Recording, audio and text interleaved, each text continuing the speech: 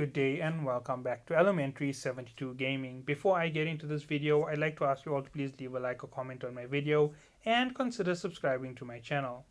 Now, today's video is going to be on leading a corporation.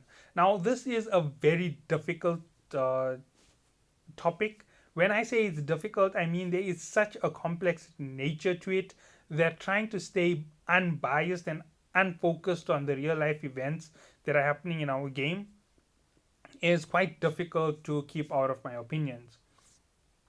So, when it comes to setting up leadership, the first thing that you're going to have is your supreme leader, the number one head of a corporation. Now, the head of a corporation exercises, uh, in other words, a very dictatorship type role. Now, there is a reason for this. When you have councils and votes, you have three problems with voting. If your voting is in the open, you have what is called pressure of the decision.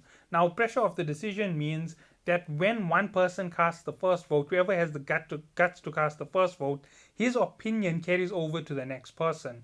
They feel obligated to follow the flow. It's something that we as humans naturally do to try and avoid conflict. And it's going to be, let's say, for example, you have 10 heads who are very passive and soft. They aren't very well spoken, they aren't very outspoken. The first person to cast a vote is going to go either yes or no, and his vote is now going to lead on to the next person. If a rebellious, non-caring individual, aggressive, harsh-natured, will cast the second vote, he now has the chance to change the entire vote flow. With it being 1-1, people now see that the decision is split. And the next person to cast the vote now changes that value.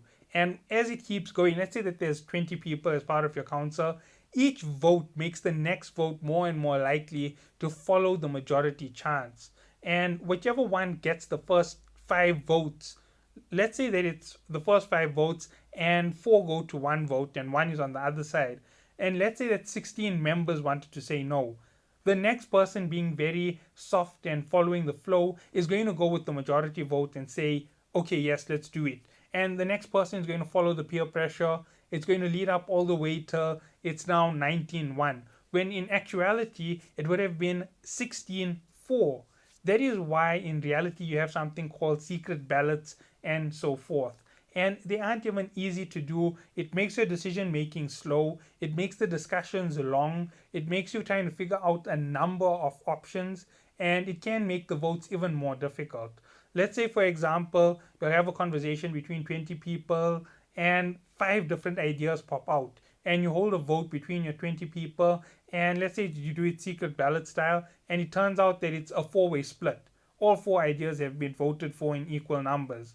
Now, what do? You have to go back to the vote, you have to go back to a discussion.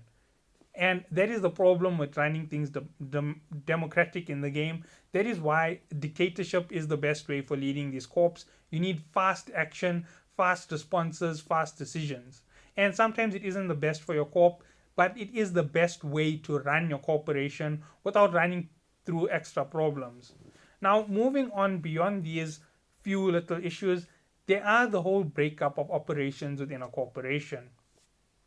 So moving down, you have what is called your leadership role, which is your leader. Then you have subheads. Now, subheads will lead your 3 aspects of the gameplay. That is your industry, your PvP, and your PvE. So PvP I'm going to call fleet mains, and PvE I'm going to call mission mains. Now, these are your 3 heads. This is how you divide your leadership. So it goes from 1 to 3. Now, the 3 who are heading in the section are heads under your leader. They only help coordinate your corporation, and they make sure that everything flows in the right habits. Now, beyond them, there are other leaders on their exact same level of them who are going to be your diplomats. Now, I'll get into them a little bit later as I pass on the activities. Now, your first leadership role is industry. Within industry, you're going to need a buyback commander. Now, why do I say a buyback commander? Because you are going to need a ton of materials to generate income for your corporation. Now, within each of the aspects, you're going to have what is called a trade main. A trade main is someone who can work on the market at the cheapest tax rates to ensure that you save the most amount of ISK. So the first commander that you have is going to be your buyback commander. Now, your buyback commander's idea is to actually get the materials you need to produce your industry. In industry, it's production of ships, sale of ships to generate income for your corporation, and it's also the furthering of helping your corp mates with getting ships when they lose it at a cheap price. So all three fall under your corp duties. So your industry mains have a lot of different duties. Each and every industry tab is going to be covered by one of the industry mains. So processing, each type of processing, you're going to need someone. Each type of manufacturing, you're going to need someone. But on this particular head, he only needs to communicate with the other leaders to get an idea of what resources are needed. And he has to do this with an Excel online spreadsheet that only he has access to, or maybe 2 or 3 people handle this entire activity, which would be understandable. So they're going to go and they're going to make up a spreadsheet with every single material in the game, and they're going to give you what is needed. And from that day, they're going to divide it into what mineral resources they need to make the totals they want. So you understand that the minerals don't just divide up perfectly into everything. So they are going to go and they're going to break down each and every mineral they need a day to make sure that they're getting everything filled into each section, so that the corp is generating a massive income so that it can keep functioning at higher and higher levels. Eventually, it could even lead to your corporation making cheap faction ships. But this takes a long time. It takes maybe 6 to 7 months to make cheap faction ships. Now, they are just one aspect of the entire corporation, and they're going to be mining, they're going to be getting planetary materials, they're going to be keeping the cost of production down for the majority of players, and they're going to be incorporating players into each of the activity. Reprocessing, you're going to get heads. Now, you're going to have your different types of ores, your special, you understand it, the different types of ores, and you're going to get them to reprocess materials. Now, there is a certain type of processor who comes out from the other side, and that is from the PvE side. I'll talk about him in a small role a little bit later. Now, when you produce all these materials and you've got them all ready into their natural resources, you've now filled out your spreadsheet for your resource conversion. Then the next process is paying out the players who process for you. That means your buyback is cheaper and your reprocessing fee is quite small. Remember, you're giving them massive figures of ore. You may be giving them something like 10 to 20 billion worth of ore at a time, and they're reprocessing it for you. So you can only give them a small percentage, like maybe 1 to 10 million ISK for that massive 10 billion worth of ore that you've sent through them, getting back resources in the value of somewhere near 30 billion. So yeah, you get it. You're only going to give them a 10% fee of the ore that you give them for the start. And this is going to be not a 10%, sorry, 1% or 0.1% fee based on how much you're giving them each time to reprocess. And these are going to be your masters of reprocessing each material. Now, you don't keep this within just the mains of your corp. You take it out through the corporation's player base so that players feel like they're part of the activity. Now, moving on from this is now the production phase. Each one of the ships has a different production level and different rating for being produced. Now, you're going to produce a certain level of ships to back up your players. So, say for example, your player base is laser weapons and mining rigs and all the stuff. You're going to have one mining ship to each player, and that means Retriever and Adventure 3 for each and every player as a backup set up in your corporation hangar. Then the next thing that you're going to have holding for your players is going to be basically your regular ships, your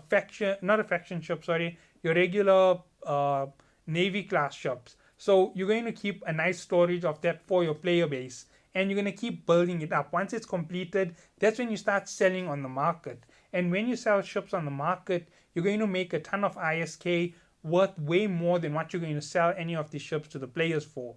And when you start making this money, it's going to start helping all this flow. So as you were only able to make, say, 10 ships in a day, all of a sudden that's now going to become 20 ships in a day because you're now selling. Then it's going to become 40 ships, 50 ships. You keep growing with an inflation base as the market improves for the ships that you are building. And obviously, it is a long process. It can take you up to 3 months to reach the stable cap that you need to be able to produce like this. And you do lose ships a lot in the game. So you are selling back to your players on a regular basis at just the raw cost price of the ship. Now, moving on from this, you're going to go on to the next head, the PvE head. Sorry, not PvE head, the PvP head. Now, when it comes to a PvP head, they have to coordinate the functions of your PvP fleet. Now, your PvP fleet have three major functions. I'll talk about them as I go through everything. Your PvP head has to make sure that your PvP players are ready to defend you if ever needed, and they are ready to run activities on the outside to basically attack players, make a ton of ISK, get enough loot, and have it ready to be sold. Now, there are two ways to sell loot. One is individually, and two is through your corporation. Now, when you sell it through your corporation, you can sell it to players to make smaller money, or you can sell it directly through your corp. Now, selling it through the corp doesn't sound like it's a very profitable thing, but I'm going to explain how it works. Remember, I mentioned that you have what I call a trade head. That's somebody who masters the trade aspect of the game, and they can sell things on the market at reduced taxes. Now, when they sell things on the market, they take a lot less of a tax compared to the regular player base. And what they can do is they can actually charge the regular tax to the players in the corp and make a profit for the corporation. So let's say that a PvP corp makes 100 billion a day of materials. When they sell it on the market, the corp is going to make a 10% tax straight off. There's no question about it. It's always reduced when you make a sale. So 10% goes straight into the corp. That is 10% of 100 billion. There is 10 billion.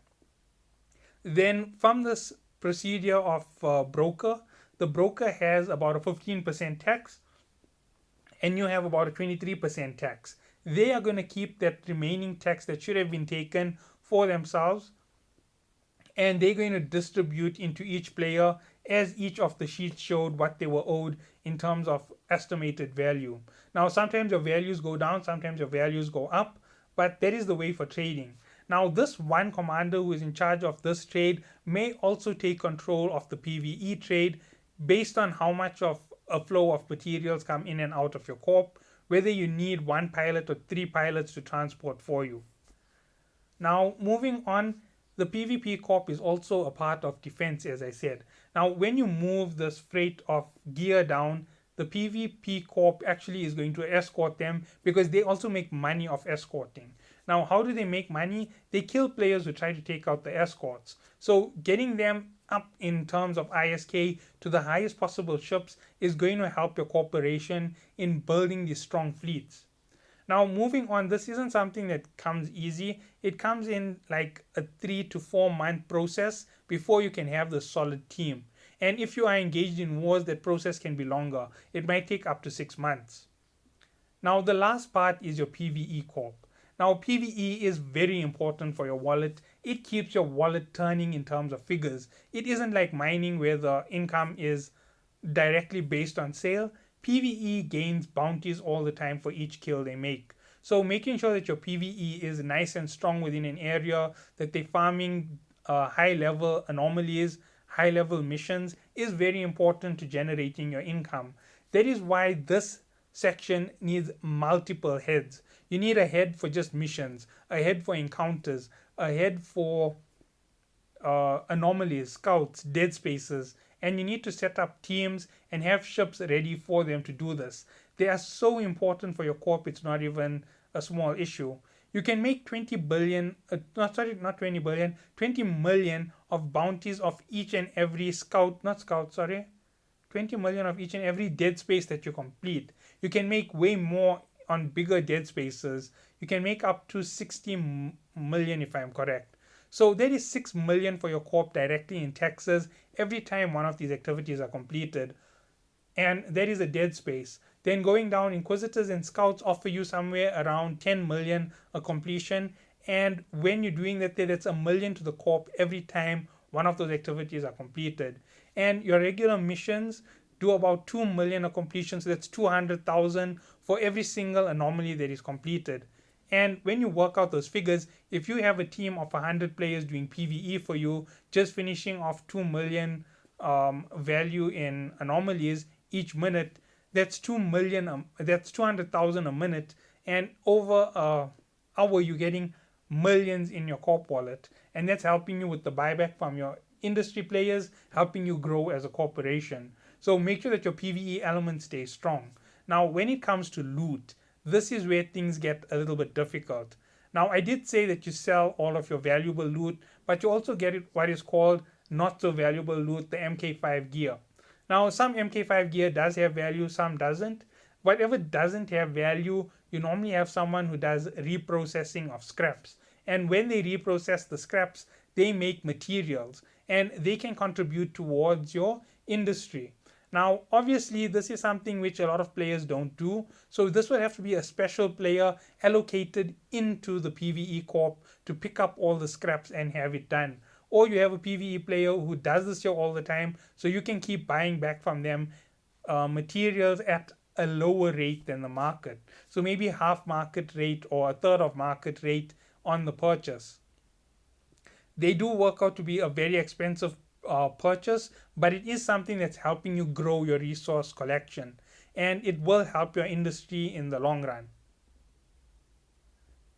So remember, Excel spreadsheets are very important for your corps. You have active Excel spreadsheets which say what you want for each day, and as you grow, what levels you want to achieve. Now, I may not be a leader of a corporation in this game. That is because I don't want to go through the hassles of the stress. And here comes the big, massive problem. That is the side element of the leadership called diplomacy. Diplomats don't get enough time to play the game because they involved in a lot of conversations to smooth situations over. And if you think situations don't occur a lot, let me explain them. A small diplomatic issue can be a player from an allied corporation entering into your territory and completing dead spaces. Even though they know this area is yours, they've entered into your territory and taken on a dead space, and you caught them in the action. Now, this is a diplomatic situation. You'll need to talk about it and smooth the situation over. At some point, you may actually have to transfer the ISK over to the other corporation, meaning your player lost out for breaking the rules of your corp. It's something that you might do. But on the other situation, it may have been an area which was totally dead, that the corp who owns the area weren't going through enough. So your player saw the opportunity after sitting in the area for 6 hours, scouting through, and he took the DS for himself, or the scout, or the inquisitor. And those are things which happen. And you need to remember that these form diplomatic issues. Even mining in the wrong area can cause a diplomatic issue. Let's say, for example, Genesis and CNK, two corporations I speak about a lot. Let's say that a Genesis Corp goes into CNK territory where they're not supposed to be, and they mine out all of the precious material in a asteroid belt, and it was all compressed materials. It can become a diplomatic issue because compressed materials are really, really expensive, and they play a massive part in the gameplay. They can draw out a lot of time from what players have to do. And just this happening will now cause a massive argument between the two sides. They're going to argue, why were you in our territory? Why were you taking our resources? All of this are problems that you have to face. And the diplomats have to talk it out, make an agreement, smooth it over with each other so that there's no war. And even when it comes to war, it's an even more difficult situation, deciding on which way the corp is heading. That's why you have to have your leader involved in all of this. And the leader ends up spending more time than the diplomats on diplomacy than anybody else. He might spend 10 hours a day on Discord and 2 hours a day playing, or maybe not even get a chance to play on a day and sit on Discord for a full 24 hours. I've seen it personally in my corp where two players didn't sleep for 2 or 3 days doing activities in game. Not in game, actually doing activities for the game, out of the game in diplomacy. And they have been really slandered bad, and they have received a lot of negativity when they made small little arguments and things like that there. And these things don't reflect well on the corporation. They are things which people oversee because they don't understand the complexity of leadership.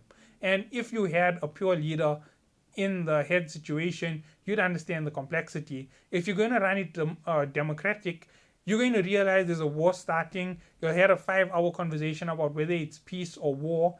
The war already started. Half your players are dead. Your players are complaining they lost ships to a corp which was once blue to them. They don't know what's going on. By the time you'll finally get through your argument of 5 hours, half the corp wants to leave. That is because you took too long on the discussion. And if you make a quick decision, we want peace, and your corp is already fuming, ready for war, you can upset the balance of your corp, and it's instantly your corp wants to leave again. You have to be thinking so far ahead. You have to do so many decisions. And all of this is so difficult to handle, which is why it's always good to have one solo leader at the head of your corporation to make the big decisions. That is so that any decision can go straight to them. They hold a certain amount of blame, which they can take and they can explain why they did it.